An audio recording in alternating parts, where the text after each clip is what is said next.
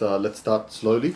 But Brother Ali, inshallah, maybe take it away, touch upon what you wanted to discuss today, and we can go Sure, inshallah. Bismillahir Rahmanir Rahim. You see, Akhi, the plan was to talk about covenant. What is a covenant? Old covenant, new covenant, first covenant, last covenant, all of those.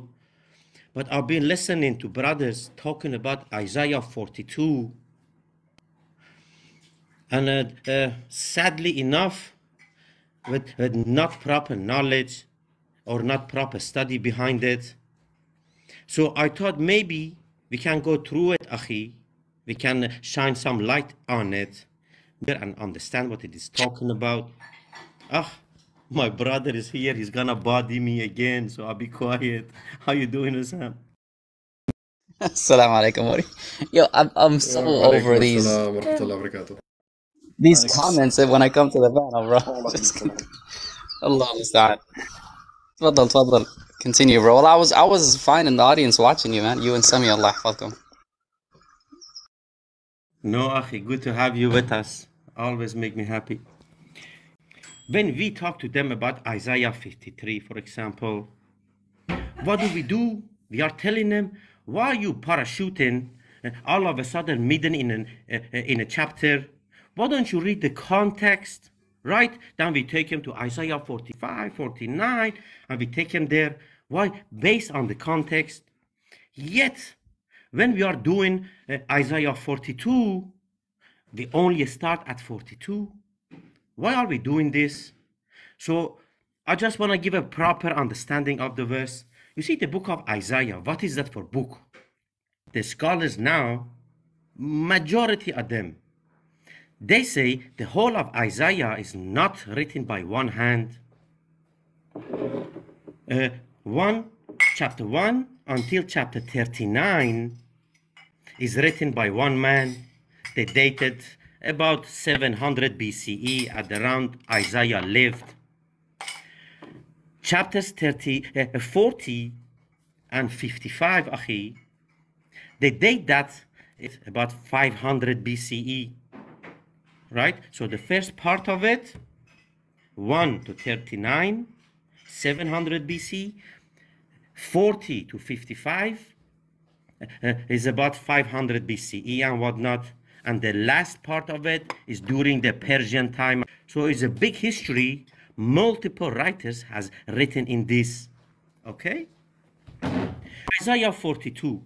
How did these systematic theologians of them people who had the scriptures with them, how did they understand it? Let us start with that, right? Most majority, to say ijma amongst the Jews, it is talking about pious Israelites. The servant, who it's talking about in a couple of verses, the 4 servant songs, it is talking about a pious group amongst Israelites.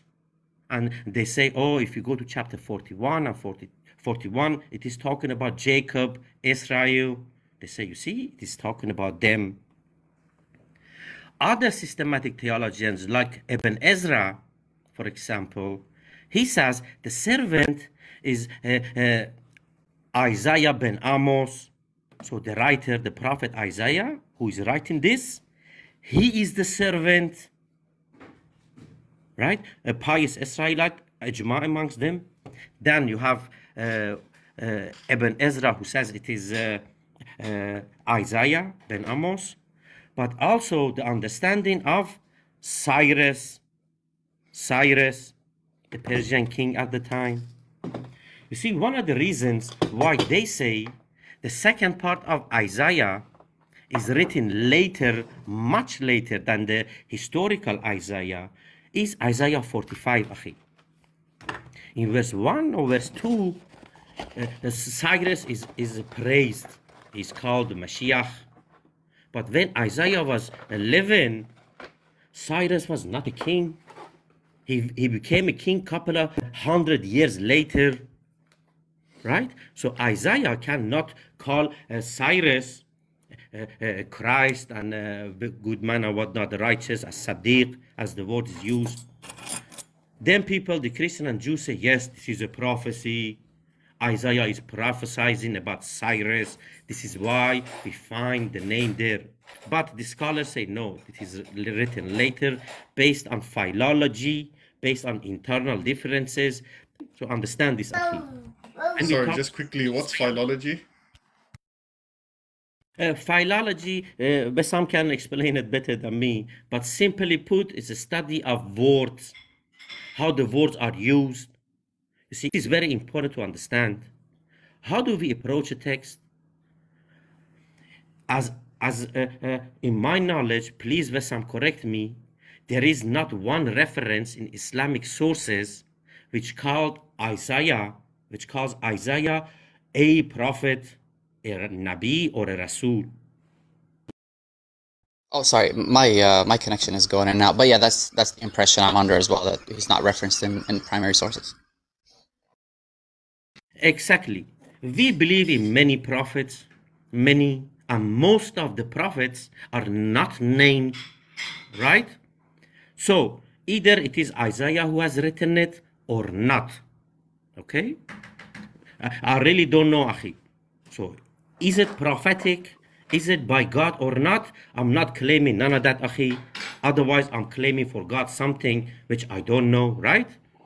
But let's go with understanding of the text. What is it talking about? Why these Jews who read the same text have different understanding? Why are they, some of them say it's Israel? Why are they, some of them say Cyrus? Why are there some of them say it's Yeshayahu himself? This comes, one of the reasons is, Akhi, based on the methodology which they use to understand the text.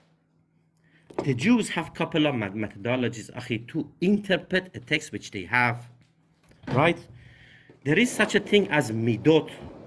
Midot is a 32 ways to approach a text based on numerology, based on philology, based on usage, based on which word is used after which word, or which word is used before a word. The Jews have all of this methodology, but the big categories which they have is what is called Pardes. Is an acronym, Pardes. It comes from the word Peshat, Drash, Remez, and Sod. Okay? These are the methodologies they use to understand, hey, what is our text telling us, right? So, Akhi Semmy, maybe if you can fast, Akhi, go through Pardes, what it is, that the brothers get it before I go on. Sure, no problem. So the Pardes is basically, just like Ali explained, an acronym which consists of 4 words, basically: the Pshat, the Darash, the Remez, and the Sod readings, so to speak, or interpretations or methods, however you want to call it. So the first one, the Pshat, is basically, simply put, this method basically applies a literal approach in interpreting the text, right? So it's a literal interpretation, nothing more, nothing less. That's why it's also called Pshat, which simply means simple, no pun intended, in Hebrew. Then the second one is the Darash or Midrash, which means search, which is basically an allegorical approach to interpreting scriptures or the text itself. So basically, simply put, it's a method whereby the text is interpreted through analogy, for example. Then you have the third one, which is Remez.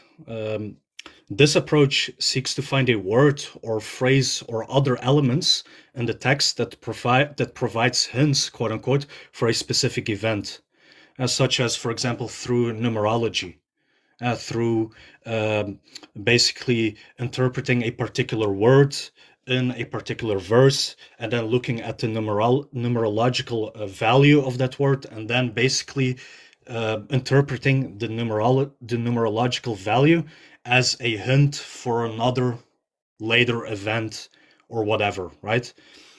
And then you basically have the last one, which is the Sod, which is a very deep mystical or hidden meaning or interpretation with regards to the text. That's why it's also called Sod, which means secret in Hebrew, right? This is usually used in the Kabbalah, which is simply put Jewish mysticism. So the New Testament authors, for example, use 3 of these methods. They use the Pshat, which is again the literal approach with regards to interpreting scripture or the text.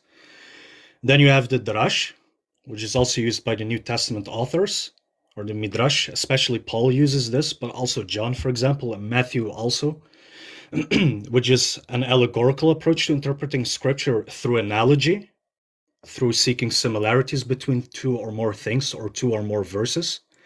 And then you also have the Remez, which is also used by the New Testament authors, which is basically, again, also an allegorical approach to interpreting the text, but it's usually through numerology, right? So by reading or interpreting specific words or specific letters within a word, within a specific verse, or more than one verse, as a hint, quote unquote, to a future event. So that's important to remember, because this is relevant to what Ali is going to explain in a minute. So I hope that's clear, inshallah. I did get it. I did get it. I just need to go over it again, but I did get it. There's obviously Peshat, Remez, Sod, and the Drash. And the Peshat is the literal reading, and the other readings have different methodologies of understanding those particular passages. And obviously there's a lot more within that, but generally speaking, those are the 4 methodologies which all the others fall into. Exactly. So Yep. what mistakes which we do when we talk to them about prophecies is this: without knowing the methodology, without knowing the background, without knowing what the text is coming from. Okay, so I was talking about the background of Isaiah, right? About multiple authors through multiple texts in multiple situations. Yeah, beautiful. Isaiah 42 is actually a repetition of a message which was given earlier. Isaiah 42 is a repetition and extra details of a story which was given earlier. What Isaiah in 42 is talking about is actually given earlier in 35, which even according to scholars is proto-Isaiah, is not Deutero-Isaiah, you see, 35. Sammy, could you read verse 1, Akhi? Sure. Yesusu midbar vetzia vetagel arava vetrifach ka chavatzalet, right? Which is basically the wilderness and the dry land shall be glad. The desert shall rejoice and blossom like the crocus. So it is talking about midbar, as you said, Akhi, right? And after that you said arava. Yep. Right? Yep. Exactly. What arava? Could you tell people? Arava basically means desert, but can also mean Arabia. As a land, right? As a location. Yep. Yep. I'm Exactly. not even in the book of Amos, chapter 6, verse 14, at my head. It is talking about Arava as an excluded land, as a reference to a land, to a location. Arava. Desert, Midbar of Araba, right? Semmy, the wilderness of Arava. Do I understand that correctly? No, that's correct. That's correct. The text literally makes a distinction between the Midbar, which is the wilderness, and Arava, which is the desert, or Arabia, depending upon the context. Can also refer to Arabia, a specific location. Exactly. And we get to that, inshallah, why it is that case. Akhi Ahmed, could you go to verse 2 and read just verse 2? Sure. Verse 2 says, "It shall blossom abundantly and rejoice, even with joy and singing. The glory of Lebanon shall be given unto it. The excellence of Carmel and Sharon, they shall see the glory of the Lord, the excellency of our Lord." And I'm going to go on mute for a sec, but you guys continue. You see, verse 2 is referring back to verse 1, what will happen in the wilderness of Arava. And Faith Love Study commentary here on verse 2 links this verse to Isaiah 40, verses 3 to 5. Inshallah, we get to that. Yeah? So Isaiah 35 is linked to Isaiah 40, and we will see, inshallah, Isaiah 40 is linked to Isaiah 42. And one of the reasons why the Jews are telling, hey, it is Cyrus, a non-Jew, a Persian, they say it is the servant. Why would they say that? Inshallah, we get also to that. Semmy, could you read the couple of verses, 3, 4, 5, and so? Sure, no problem. Wait. 1 second. So Isaiah So chapter what, 4. what, 3, what verse did you need, sorry? First 3 to 5. 4, Verse 5, 3 to 6. 5? Oh, 3, 4, 6 5, as 6? well. Okay, Okay. that's fine. Okay. Yeah. Okay, no problem. Strengthen ye the weak hands, and make firm the tottering knee. Say to them that are of the fearful heart, be strong, fear not. Behold, your God will come with vengeance. With recompense of God he will come to save you. Then the eyes of the blind shall be open, the ears of the deaf shall be unstopped. Verse No problem. 5 or 6, if I'm not mistaken, you are reading about giving light to the blind. Right, Yep. Akhi? Verse 5, yeah. This is exactly Isaiah 42 is drawing back to this prophecy, which is in the desert of Arabia. You see that? Akhi, read verse 8. And the highway shall be there, and a way, and it shall be called the way of holiness. The unclean shall not pass over it, but it shall be for those, the wayfaring men, ye fools, shall not err therein. Akhi, think about it. Yeah. This is in the desert, in Arava, yeah? Where a highway to the holiness, where the kuffar cannot come. What do you think of? I only think of one place in the world that has that rule. And inshallah, we get to that later on. You see, so chapter 35, before 42 comes, is like a foreshadowing of proto-Isaiah. I'm going to Deutero-Isaiah in a minute, Akhi. But I want to give you the difference between the writers and the drawing which they are doing on each other's scriptures. You understand that? Beautiful. You see, I haven't even used these methods of drash and so and whatnot. I'm just reading the Peshat of this. The text in the Peshat talks about the wilderness of Arabia. Right? This is the Peshat. This is not a drash or whatnot. Yeah? Okay, Akhi. So Isaiah 35 was talking about Isaiah 40, according to this commentary, verse 3 and 5. Semmy, could you read verse 3? Sure, no problem. So Isaiah chapter 40, verse 3. 1 second. I'll take the Hebrew as well. There we go. So in the Hebrew, it's as follows. So, قل قرى بمدبر بنو درخ Yahweh or Adonai يشرو عرفا مسيلا لإلهينو, which is, hark, one calleth, clear ye in the wilderness the way of the Lord, make plain in the desert a highway for our God. Barakallahu fik, akhi. You see, when it's talking about one calleth, akhi, what is the Hebrew word there? You just read it. قرى. قل قرى. What is the Arabic equivalent of this word, akhi? قراءة, it basically comes from the same root, or iqra, I would say, or I would argue. Beautiful. It's linguistically one will related. say iqra in the midbar of a location which is given in verse 3. The location was akhi Arava, right? This is Arabia, exactly, right? So in Arabia, this one will say iqra, which is linked back to Isaiah 35, which is talking about the midbar of Arava and a highway to a holy place where the unclean cannot come. Yeah? This place is in Arabia. And this guy will say, Iqra, and he will call to the way of God, to the Sirat al-Mustaqim. Yep. Beautiful. Qara. Now, exactly, you see, Akhi, I'm still using the Peshat here.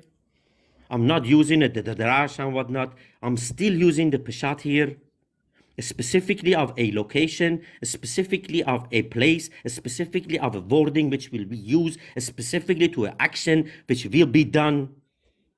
All of them are interconnected with Isaiah 42. Inshallah, let's get to that. You see, I don't want to make this longer than it is, but there is so much to say about this. But khair, inshallah. I never knew this. Sammy, Yep.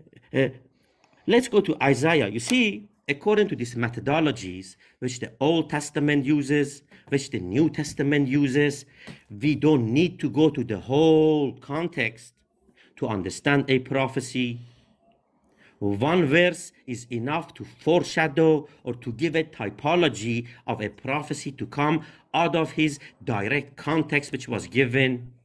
One of the examples is John chapter 13 verse 18, which refers back to only one verse of the book of Psalms chapter 41 verse 9. In the context, the guy is a sinner, yet out of the context it is applicable to Jesus. Yet I'm going through the whole context to see if it is talking about an Arabian prophet or not. Until now, we have seen the location is in the desert of Arabia. We have seen a highway in the desert of Arabia, which is holy. We get to that, and in that holy place, the kuffar cannot come. Okay?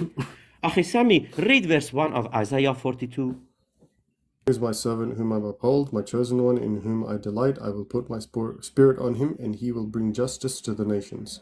Verse 1. And so we go to the Hebrew. We'll pass over to Akhi Sami, inshallah. You see, before he reads it, here is talking about, I'll put my spirit on him. Ibn Ezra is talking about it. What does it mean?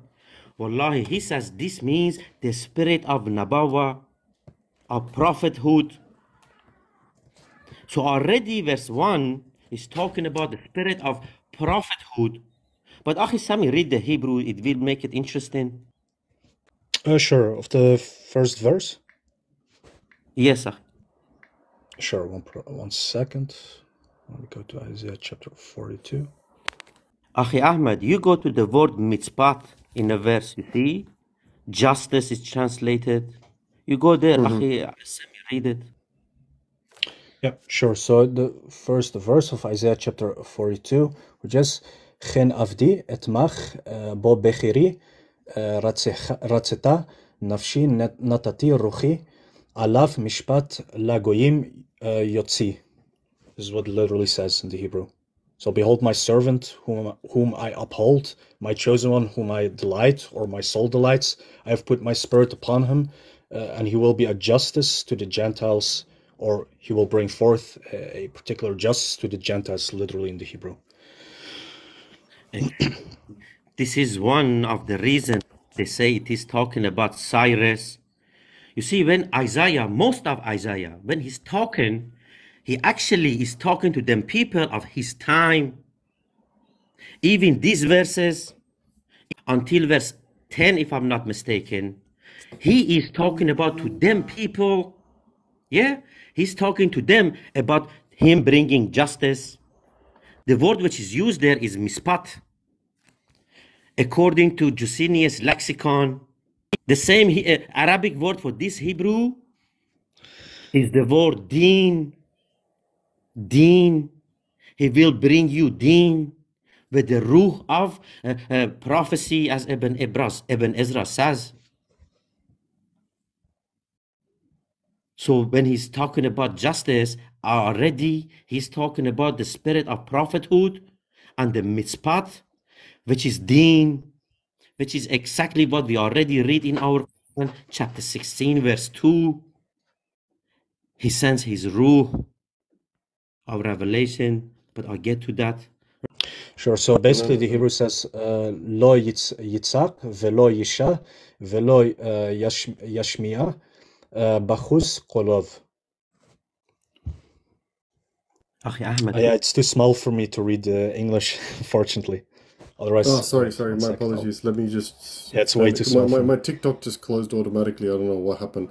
No problem. He will not sorry, what shout verse or did you want cry me to out. read? Oh, he will not. The Okay, he will second not one. shout. So, Yeah, go ahead. yeah, he will not shout or cry out or raise his voice in the streets. You see, we have here the Peshat understanding and the Drash understanding. What do I mean? He will not shout or cry out or raise his voice. Our mother Aisha, what did she say about our prophet in marketplaces and whatnot?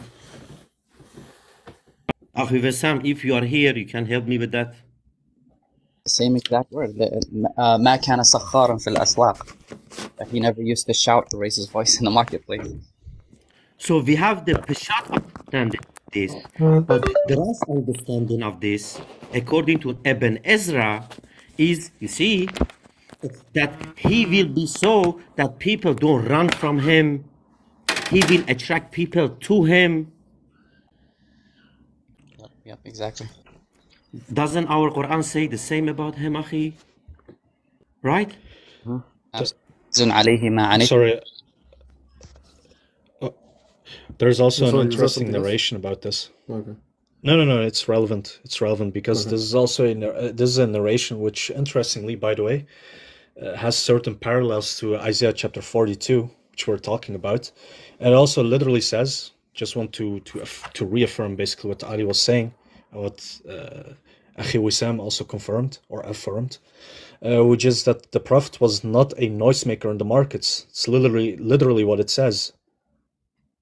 Right? Okay. If you can scroll down a little bit. Yeah, it's not a long slowly. narration. I can read it quickly. It's not a long narration. Sure, if you want to. If you want to, sure. I met Abdullah bin Umar bin al-As and radiallahu anh, and asked him, tell me about the description of Allah's Messenger sallallahu alayhi wasallam, which is mentioned in the Torah. He replied, yes, by Allah, he is described in the Torah with some of the qualities attributed to him in the Quran as follows: O Prophet, we have sent you as a witness for Allah's true religion, and a giver of glad tidings to the faithful believers, and a warner to the believers, and a guardian of the illiterates.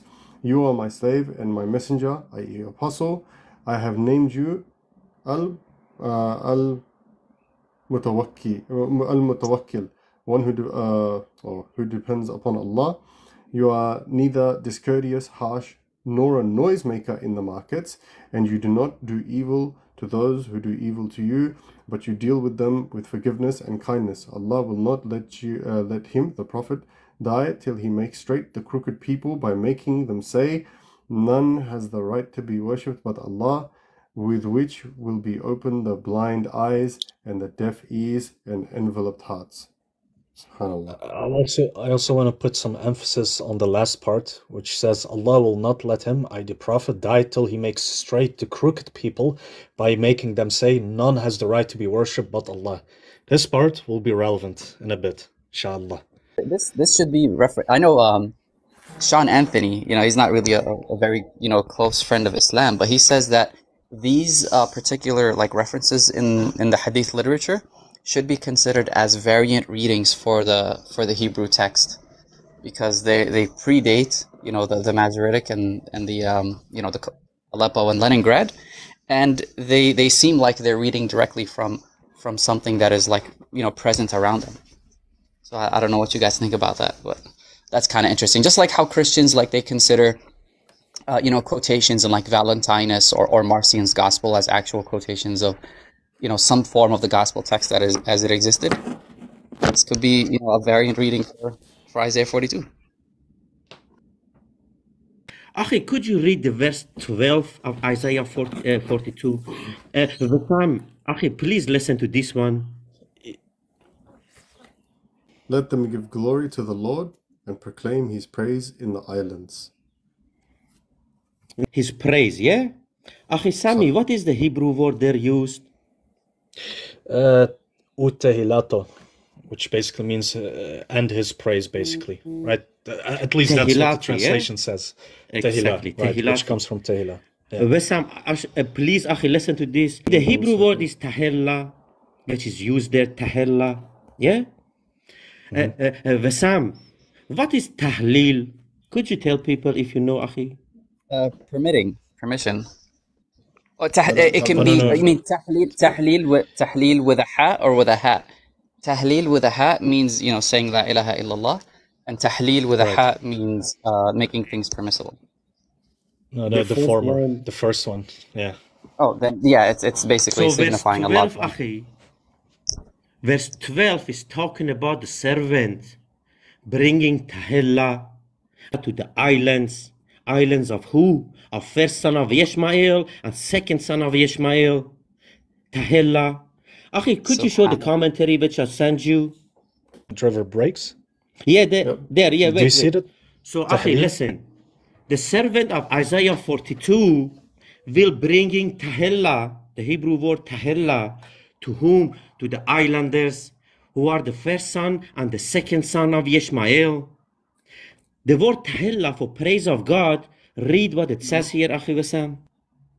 Subhanallah, I just got goosebumps.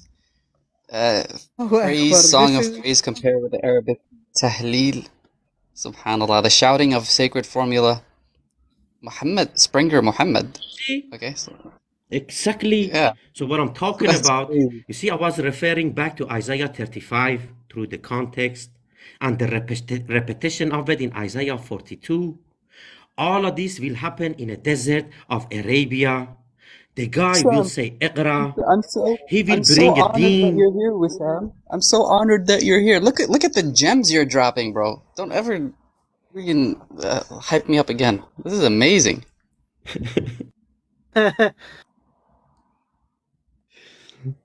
So, Akhi, let's go back to the context. Go to verse 4, Akhi Ahmed, if you like. Can you sorry, just for my learning, can you summarize this point that you raised in verse 12? Just one more time, if that's okay. Akhi Wesam, tell him if you understood what I told you, inshallah. Yeah, so the word there that's in the Hebrew for what the servant is going to bring to the to the descendants of Kedar, like this new song or whatever, is literally the word for tahleel, which means to say la ilaha illallah. You know, like what the Hujjaj do in pilgrimage, labbaik Allahumma labbaik, labbaik Yeah. laka labbaik. You know, that's tahleel. That's saying la ilaha illallah. That's what that word is. It's an exact cognate of the Arabic word. Barakallah. Astounding, wallah. So verse 1, we have seen the Peshat understanding about bringing of a deen, the mispat, deen, right? And the ruh of prophecy, according to Ibn Ezra. The same reference is given, by the way, to David, in which the spirit of prophecy came on him and whatnot. So verse 1 about deen and prophecy. Verse 2 is a peshat and a drash fulfilling of understanding of us. Okay, let's go back. Isaiah 42 verse 3. A bruised reed he will not break, a smoldering wick he will not extinguish. He will faithfully bring forth justice. Exactly. You see, we should go to the Hebrew. If you read it in Hebrew, it says something like the true mispat, the true deen, the deen al-haq. Le'emet yotzi mishpat. Right. Le'emet yotzi mitzpat, yes. So mitzpat, is it translated? I know you were talking about a particular commentary that said that this means deen. But is there something in the Strongs that I can go to that actually refers to that particular understanding, or do I have to actually look at rabbinical writings and understandings of that? Jusinius lexicon, he says that, and also deen doesn't mean religion, by the way. Deen literally does not mean religion. That's just a stupid English rendering. But deen is from tadayun. It's when you pay something and get something back. It's like a transaction. It fits perfectly with any of these. Justice, regulation, rights. Oh, exactly. An agreement between two things. There we go. There you go. Subhanallah. Okay, understood. Mm-hmm. The way prescribed what is right, worthy, rule, rights, rightful play. Okay, procedure. Okay, ordinances, so on and so forth. Barakallah fiqh. Okay, that understands. So if you Akhi, bringing of the true deen, the deen al-haq, literally, I'm still using the Peshat on this. so he will bring But I forth can go the to verse true, 4. yeah. So he'll bring forth the truth of the deen, the true deen. Okay, yep. So far, following you. He will not هو grow الذي weak or أرسل discouraged. رسوله بالهدى ودين الحق. والدين الحق, yeah. He will not grow weak or discouraged before he has established justice on earth. In his law, the islands will put their hope. No problem. I, the Lord, have called you for a righteous purpose, and I will take hold of your hand. I will keep you and appoint you to be a covenant for the people and a light to the nations. You see, Akhi, this is also based on a translation. I'll get to that. It says, I will be, what does it say, Akhi? A covenant? I can't see it. I, the Lord, have called you for a righteous purpose. I will take hold of your hand. I will keep you and appoint you to be a covenant. To be a covenant for the people and a light to the nations. You see, Akhi, Christians say, see, yes, he was the covenant. It is talking about Christ. But it doesn't have to. There are a couple of Hebrew translations of this. It says, I gave you for a covenant for people. And then people, Akhi, is talking about the Gentiles. So the servant is for the covenant, is not the covenant. But these Christians say, yes. But say, you see the word Lord there, yet you be talking as if it's your prophet. Is your prophet Yahweh? See? They bring this verse up to reject the whole notion. They say, oh, he's talking about the Lord. Right? This is what they say. You see, the Lord there is not Yehovah or something or whatnot. Is only the acronym Yod Hey Vav, is the 4-letter Yod Hey Vav Hey, the tetragrammaton, or Hashem Hamafurash, as they call it, Hashem Hamafurash, the 4 letters.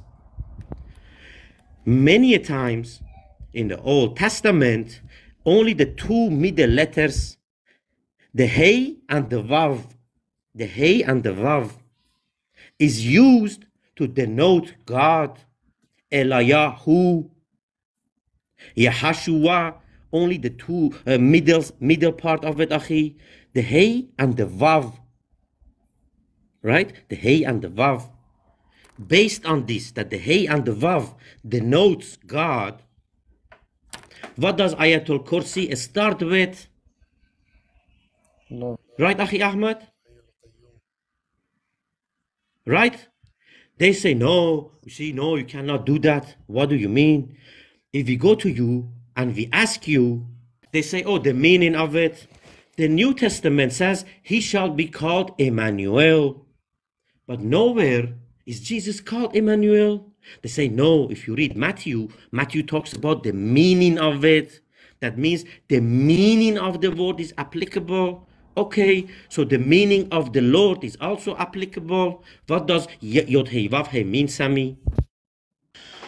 It's basically means something like the living one, or the existing one, the self-sufficient one, the eternal one. Can mean multiple things. Exactly.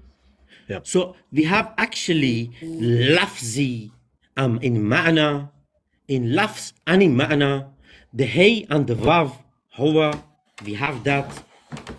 And the ma'na, we also have that. So they come with the Lord and whatnot as if it means something. It doesn't mean anything. It just proves our case. Akhi Ahmed, maybe we can finish it off. It's been too long. Akhi, go to verse 7. No, this has been really good, man. Okay, so verse 7.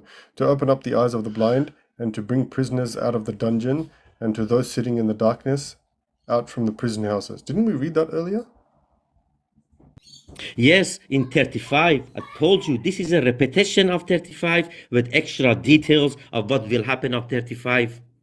But Akhi, you see, this has... Akhi Wesam, go ahead.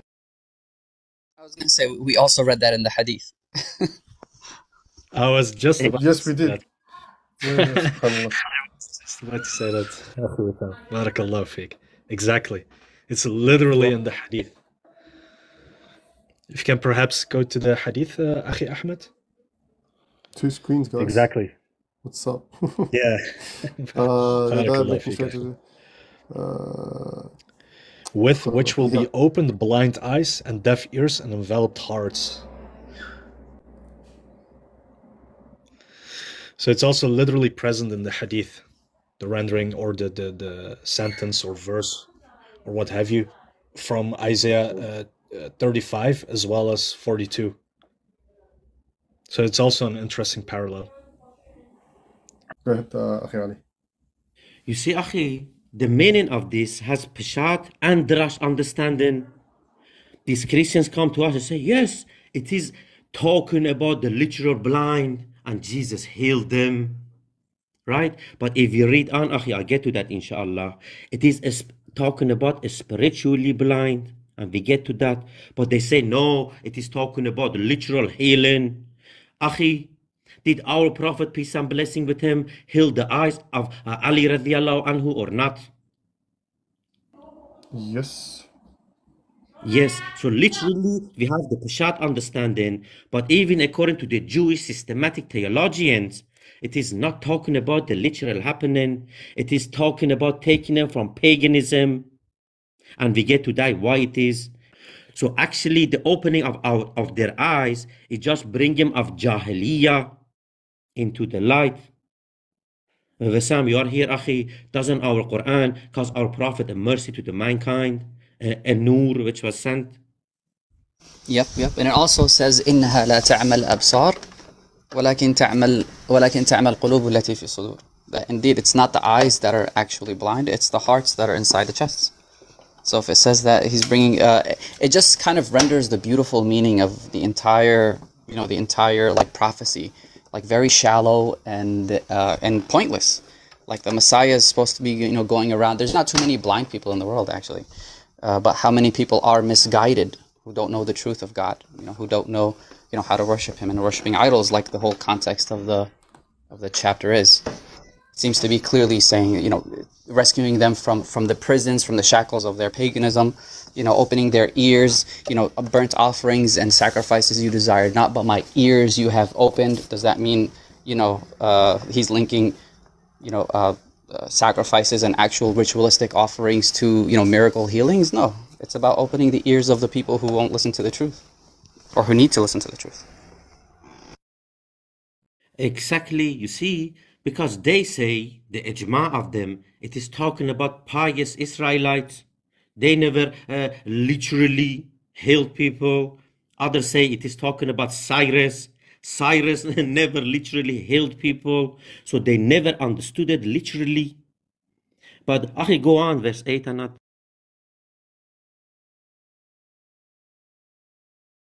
You are on mute, Akhi. Sorry. I am the Lord, that is my name. I will not yield my glory to another, or my praise to idols. Behold, the former things have happened, and now I declare new things. Before Akhi, they spring... Wait, please.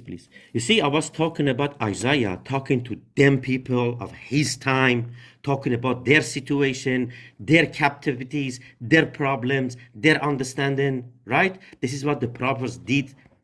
Isaiah does that many times. He talks about them people at the time. But starting with verse 10, here comes prophecy. So here we are going to the Peshat understanding of it. Akhi, read. Okay. Behold my former things that have happened, and now I declare new things. Before they spring forth, I proclaim them to you. Sing to the Lord a new song, His praise from the ends of the earth, you who go down to the sea, and all that is in it, you islands, and all who dwell in them.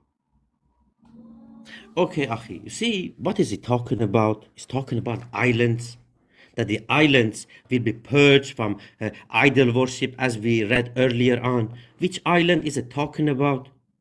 Most of the commentaries is talking about the Mediterranean place. Mediterranean. Yes, exactly. Akhi, look around in the Mediterranean places. All of the country, wallahi, majority countries are Muslims. And even those countries which were Muslims before, by the way, right now are the Christians, also have Muslims living in it. So even if we go with the specific Peshat reading of it, of a specific islands, which is talking about, still is fulfilled, is purged from idol worship. Akhi, read the next verse. Let the deserts and its cities raise their voices. Let the villages of Kedar cry out. Let the people of Selah sing for joy. Let them cry out from their mountaintops. That's what I used to use back in the day. In the verse which you read, Akhi, it was talking about the praise of God. That praise, which is the same Arabic word as tahleel, which is shahada, which will be brought to Kedarites and the people of the city of Selah. Yeah? Mm-hmm. When it says Kedar, cry aloud, wallahi, the word there is qira. Yeah? So they say Selah. Most of the commentary, they say this is city of stone, of rocks, city of rocks. And they say it is referring to Petra. So it is talking about the Kedarites, and it's talking about Petra. Who lived in Petra? The Nebuteans. Right? So it is talking about the Kedarites and the Nebuteans. Who are the Nebuteans, Akhi? Do you know that? Ahmed, you're on mute. Wesam knows that. Tell me. Wesam, say, Akhi. Oh yeah, Nabateans are like Proto-Arabs. That's where like the Arabic language came from. Exactly, the first son of Ishmael, the first son. These are the Nabateans. And we have Kedar, which is the second son. Mm-hmm. Second son of him, Akhi. Where did these people live? We already read it in Isaiah 35, verse 1. It was in the desert of Arava. Mm-hmm. And this message of crying out, as we see Qira to the Kedarites, will come according to Isaiah 40, verse 3, also in Arava. And verse before that was talking about Tahilla, the Hebrew word, which is Tahleel. So the Shahada will be brought in Arabia, in the desert, to Kedarites and the Nabateans, who were Quraysh, who were the Arabians who were living there, Akhi. You see that? My mind is blown. Ali, also I want to make a small addendum, which is basically this is also the reason why the Arabic language within rabbinical literature is also called Lishon Kedar. Lishon Kedar. Lisan, basically the Lisan of Kedar, which is the language of Kedar. This is exactly the reason why the Arabic language is called by that name, a rabbinical literature. So this is also interesting to note. But go ahead, Ali. Wow. Kedar is an umbrella term for Arabs. As you said, even the language they use it.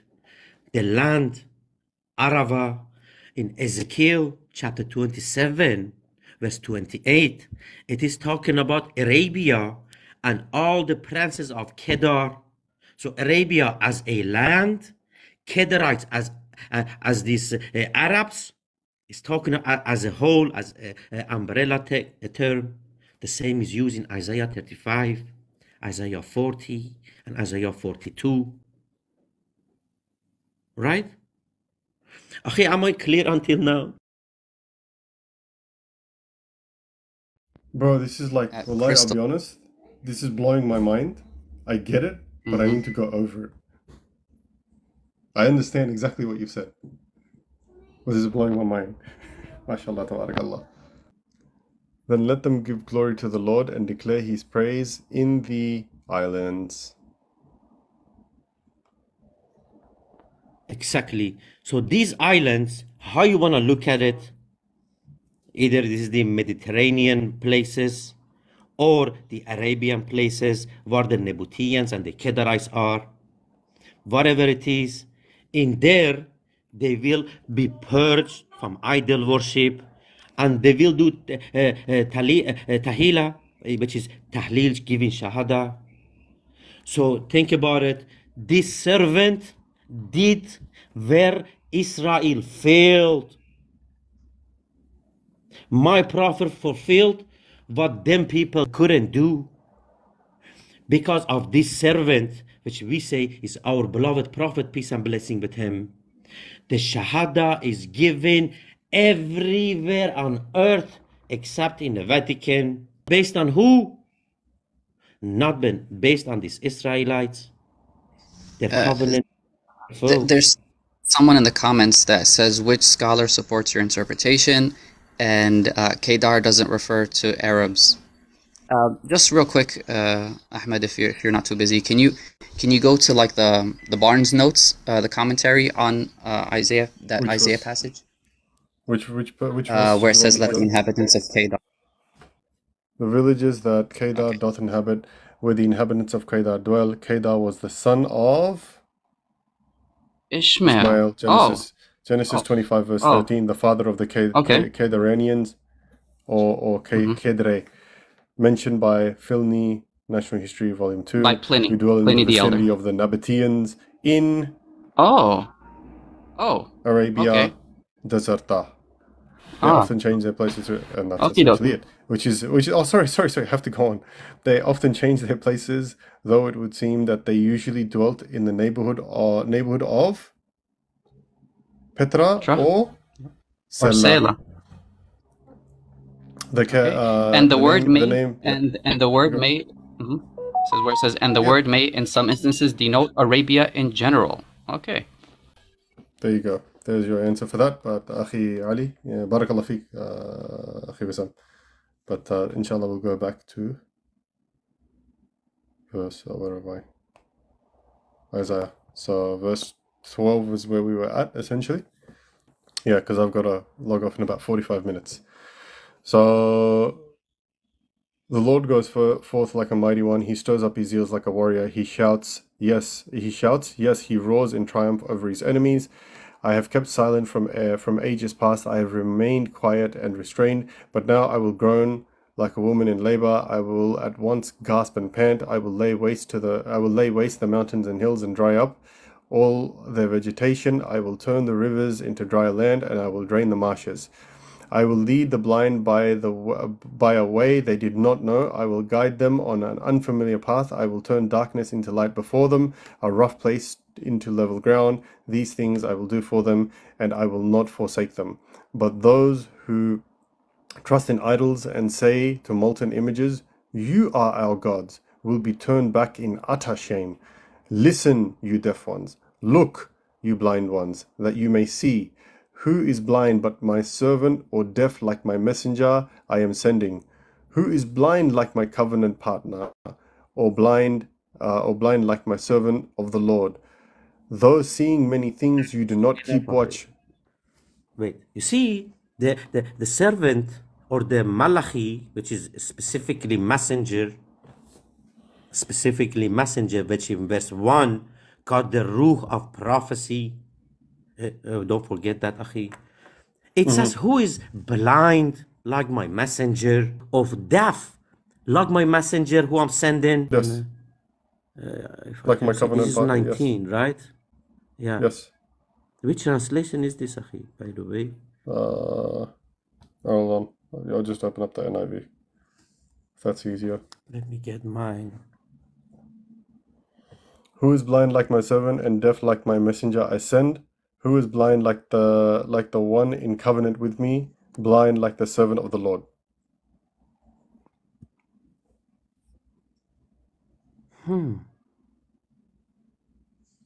Which translation, Akhi? Let me see. This is the NIV, Akhi. Unless you want the KJV or something. No, Akhi. It shouldn't say that. You see? Look at this. Yeah, go ahead. Who is blind but my servant, or deaf like my messenger who I'm sent? who is blind like the one who is perfect? Mine Or never who says is that. What repaid? translation are you reading? You see, there is a very, this is what I'm telling you, Akhi. You see? Here, it this is is- talking about good. Deceptive as well, Ali. Just if I may quickly add something. I remember, Brother Zakir Hussain, he once wrote, he told us, he wrote to the people about the 10,000 saints that came in Deuteronomy 34 or 33. And he said, it says myrads. When it doesn't say myrads, it says something else. So, and once he spoke to them, those who are publishers, they actually responded back by saying, actually, it shouldn't say that. We're going to change it. I swear to you, he messaged us and he said, look, they said they're going to change it. And we're like, why did you even tell them for? Now they're going to have a new version with a new writing on it. Like they're going to change the 10,000 Myrats to something else. I can't remember the exact the word for word, but I remember that's what happens, Akhi. When they discover something that you found, they feel like they can change it around. Go ahead, Akhi. Yeah, but by the way, the commentary is still there. Go to Ellicott's commentary and he'll render it exactly like Ali just did. And then some. If you go to Ellicott's commentary on verse 19, it's really telling. It'll be very, very beneficial for people in the audience.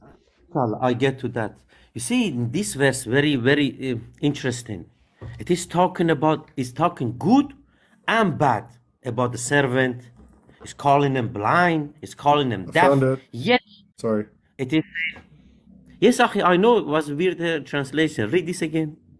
That's so weird, man. So this is from the Wesam English, right? That's the one that you were looking for? Yes, Akhi. Okay. So for those Christians that were listening, I just want to show this as well. I know it's besides a side point, but this is what my one reads. One, who is blind but my servant, and deaf like my messenger I send, who is blind like the one in covenant with me, blind like my servant of the Lord. And this is from the Wesam English Bible. Who is blind but my servant, or deaf like my messenger whom I sent? Who the blind like the one who is repaid, or blind like the servant of Yahweh? That's what I have in the LEX. LEB. So you see here a positive description of the servant and a negative description, right? It says servant is blind. And we were talking about this blindness, which was spiritual, right? So the servant, they say, must be spiritually blind then. Rashi and even Ibn Ezra are talking about this. This blindness and deafness is to be described to Israelites. They are calling the servant deaf and blind, and because of that they are not accepting him. This is very important. They are saying, no, you cannot be the true Navi Avad, the true prophet. Cambridge Bible for school and college, it says Israel is the blind and the deaf nation. So when he's talking about the blindness, it is talking about the blindness of Israelites, and then the servant comes and proves he's perfect. Oh, sorry, Adi. Somebody in the comments, Superboy, he actually mentioned the Septuagint reading, and it is exactly like you just mentioned. It's like word for word. If you go to the LXX and read it, Ahmed, please. And who is blind but my servant, and deaf but my servants. My servants. It's in the plural. My servants, yes, and deaf, but they that rule over them, yea or ye, however you pronounce it, the servants of God have been made blind. Who is blind but my servant? Not talking about the servant. Yeah. Who is blind but my servant, or deaf as my messenger, that singular again, and that I sent? Who is blind that he is perfect, and blind as Yahweh's servant? Cool. Anyway, go ahead, Brother Ali. I know that was the point that you were making, sort of got lost, but apologies. We're back on track. No, he proved my case. Specifically when you showed it is plural. I was talking about the blind servant being Israelites, and we see even Septuagint uses plural for them, right? So it means the deaf ones, the blind ones, are the ones who are not accepting this servant, which is bringing them the Shahada, which is bringing them the true deen. Yes, absolutely. So exactly, you see? So he's talking about to them people who are not accepting the servant and who's calling them blind and deaf. He doesn't know and whatnot. In reaction to them, God is telling them, my servant is perfect. What is the word which is used there? This word only occurs one time in the whole Bible. Only one time. This is here. As he that is perfect, or as a revised version has it, as he that is at peace with me. The one is at peace with me. The meaning of the Hebrew, Meshulam, many take it to as an equivalent of the Arabic Muslim. So them people who are calling the servant blind and deaf, who are the Israelites, yeah, they don't accept this servant. And God, in defense to that servant, comes back and say he is perfect. Or the word used here is Muslim. Literally. I Pulpit actually comment. just opened up Elliot's commentaries. Go ahead, sorry, go ahead. Pulpit commentary has the word used is connected etymologically with Arabic Muslim. Eliot's commentary, as you said, Akhi, as he that is perfect, strictly speaking, the devoted or surrendered one. The Hebrew Meshulam is interesting as connected with the modern Muslim and Islam. Akhi, we already in verse 12 read the Tahleel will come where? In Arabia, in the mountains, they will shout Tahleel. Nowhere on earth except in Islamic religion is it happened. Yet, the description of all of this happening is etymologically connected to a Muslim. And I can go about other commentaries, but I know, Akhi, it's been too late. No, I still got time. If you want to continue more, I've got half an hour before, like maybe a little bit more than that. That's fine. Even multiple Go ahead. lexicons link the Hebrew word Meshulam to Islam or Muslim. So even on Bible Hub, when you go to the Hebrew, you click on the Hebrew word, there are multiple, as well as I think, what's the site called? Blue Letter Bible, I think, if I'm not mistaken. You can go on it as well. And when you click on the Hebrew word, multiple lexicons link it etymologically to the Arabic words Islam, or Muslim. Right, so it's just a small addendum to what Ali was saying.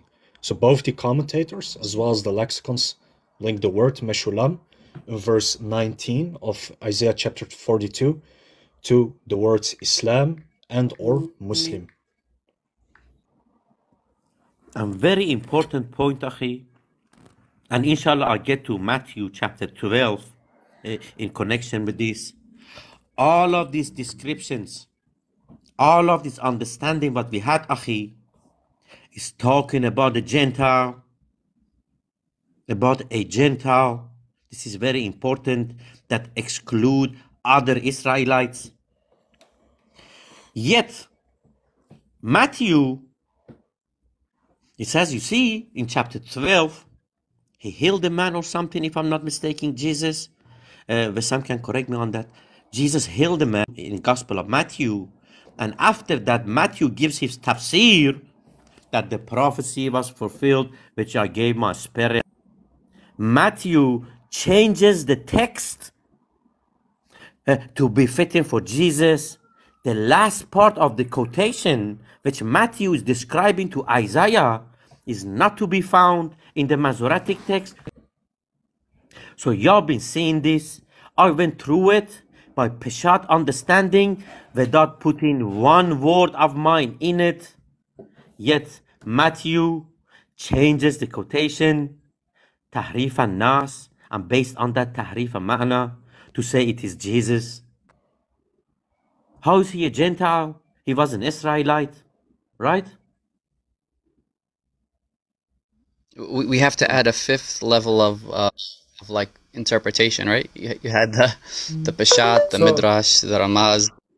Sad, and then now you have to add just your own verse, basically. So I have a question, Brother Ali. For Where math. did he And add? math. Where did he add or change the verses in this part over here in Matthew 12? Akhi, read All it. of Specific- technically all of it is different from the traditional Septuagint text, but the first part where it says, "Here is my servant who I have chosen," that's word for word taken from a Hebrew, from the Masoretic or like the Proto-Masoretic. The actual Septuagint says, "You are my servant Jacob, Yaakov." So he actually went to the Hebrew in one of the only instances, because Jesus can't be reading a scroll thinking that, trying to portray the message that it's about him, but it literally says Israel. So he chose another version. Then when you get to the bottom where it says, in his name will the nations put their hope, that's actually from the Septuagint, if I'm not mistaken. But in the Hebrew, it's supposed to be, the islands will wait for his law. The coastlands will wait for his law. And Jesus knows that he's not bringing a law. So he goes, whoop, right back to the Septuagint. Jesus didn't do this, but I'm saying Matthew So did he it. switches between the Proto-Masoretic and the Masoretic. I mean, Exactly. the He just Proto-Masoretic and the basically Septuagint. cherry picks. He just cherry picks between the two versions in order to make it fit. Imagine if you were actually in the text, why would you have to do this? Wow. Subhanallah. Yeah, I brought this up to one of those. He was debating one of our brothers, and he just kind of glossed right over it.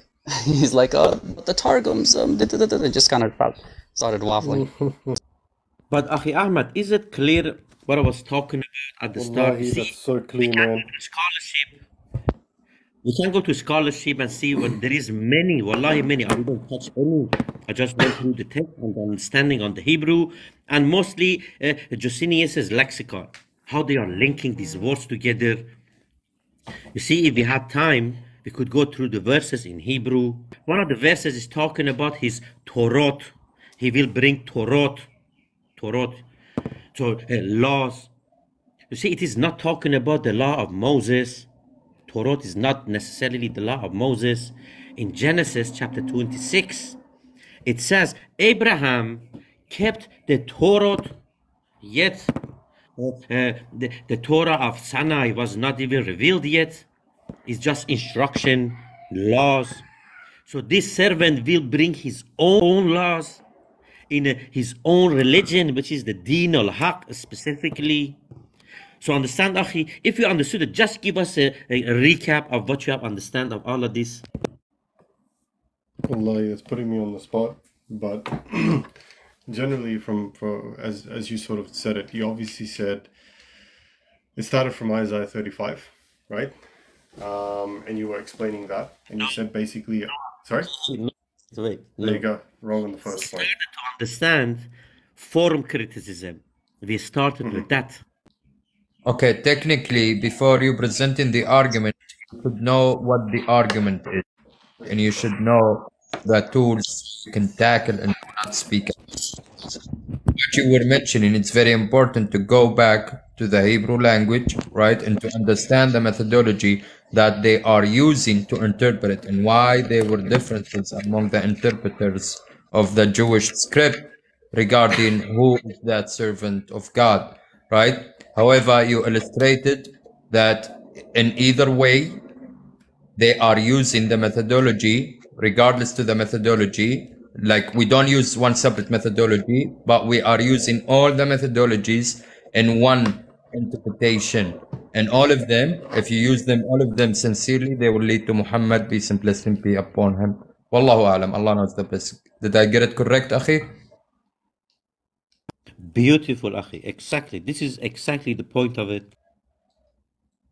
That was like an A+ book report, yeah, Anas, mashallah. It was like a proper summary, man, in like 30 seconds. I never knew the breakdown of Isaiah 42 would have that much detail behind it. Akhi Ali. There's nothing wrong with going in depth like this, Akhi. This needs an actual, like, annotated, illustrated presentation, with like visual cues and assistance and all that. Be awesome. Brother Ali, you better prepare next time. You gotta have your slides ready. You gotta comb your beard. Ahmed with a is nice microphone. switching from screen to screen. hold it. Look, if there's nothing, Brother Ali, Ibn Banks, Wesam, Semmy, did you guys want to add anything? Go ahead. Sure. You see, we started with form criticism. Where does the text come from? What do the majority of scholars say about this? About Proto-Isaiah and Deutero-Isaiah and even Third Isaiah, but this is not the story. Then we went to the understanding of the first recipients of the text, right? How do they understand it? They themselves have different understandings about this based on their methodologies. We went through the methodology after that. So first was form criticism. After that was the methodology to understand it. And then we applied this methodology. Most of it was Peshat Akhi. I didn't even use Dirash and whatnot. We just went through it. Isaiah 42 is a repetition with extra details of Isaiah 35. And Isaiah 35 tells you it is happening in Arabia, in the desert of Arabia. Isaiah 35 is connected with Isaiah 40 verses 3 to 5. Explicitly says what will happen in that Arabia.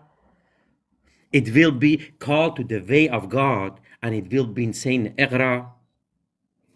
And the servant, which was a Gentile, which was in Arabia, will bring a new Din al-Haq, with the new Torah, which are new instructions and new laws, which will explicitly come to the islands.